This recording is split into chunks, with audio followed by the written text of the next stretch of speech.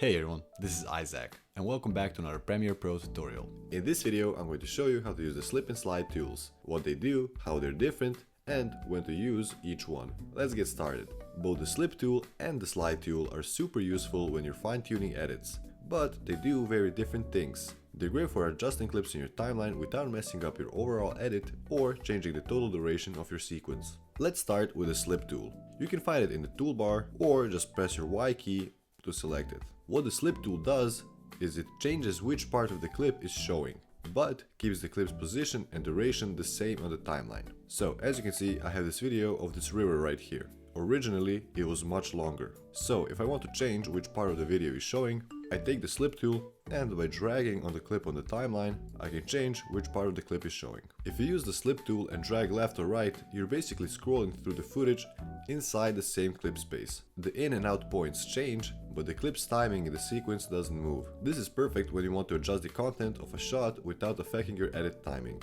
The slide tool moves the entire clip forward or backward in the timeline while keeping its in and out points the same, but it adjusts the neighboring clips to make room. So if you drag a clip with the slide tool, the clips before and after will stretch or shrink to keep everything lined up. It's a great way to fine-tune clip placement without leaving gaps or overlapping anything.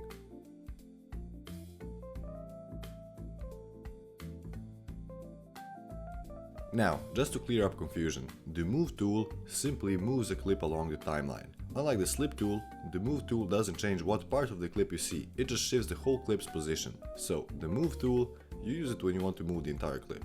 The slip tool, you use it when you want to move the footage inside the clip. That's it for this video. If you found this video useful, subscribe for more tutorials like this one. Check the description below for the links of all my socials, and if you have any questions or future video requests, leave them down in the comments below.